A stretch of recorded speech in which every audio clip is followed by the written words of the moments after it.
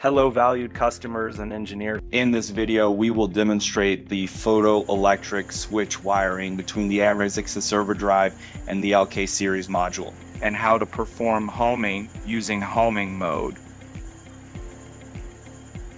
First, wire the photoelectric switches to the servo drive. In this demonstration, the home position sensor and positive limit are both NTP normally open switches using common cathode wiring.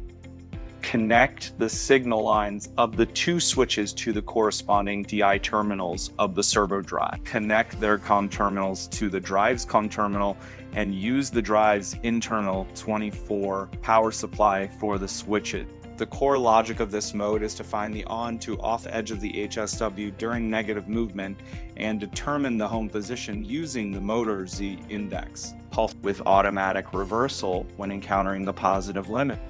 After wiring, enter the servo drive's parameter interface.